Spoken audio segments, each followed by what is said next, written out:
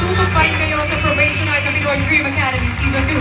Sa puntong ito ay aalamin na natin ang nakakuha ng pinakamataas na grado base sa pinagsama-saming markang ibinigay ng jury at ng Dream Mentor. Sino nga ba ang ating tatanghaling Star Scholar of the Week?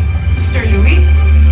Okay, para sa linggong ito, isang scholar ang nagsikap at naghirap pagbutihin ang kanyang performance at kitang-kita naman sa galing at pinamalas niya on stage sa gabing ito. Dahil dito, ang nakuha niyang grade ang pinakamataas sa klase na 9.81. As, congratulations, you are the Star Scholar of the Week.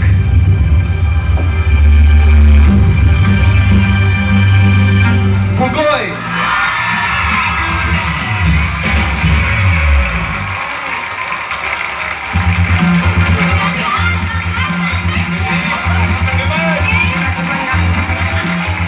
I am Black Scholars. Congratulations, Bugoy!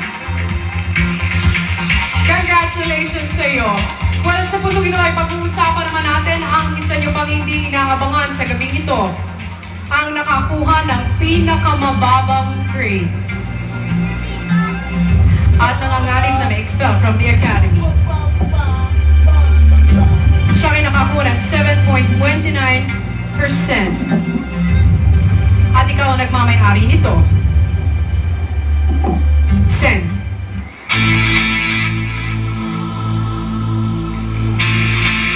Kung sino pa sa inyo ang nalalagay sa alanganin, mamaya ko ipapaalam. Maraming salamat, scholars. Kung sino pa sa kanila ang nanganganib na manatili sa loob ng Academy, lahat ng yan sa pagbabalik ng Pinoy Dream Academy Season 2.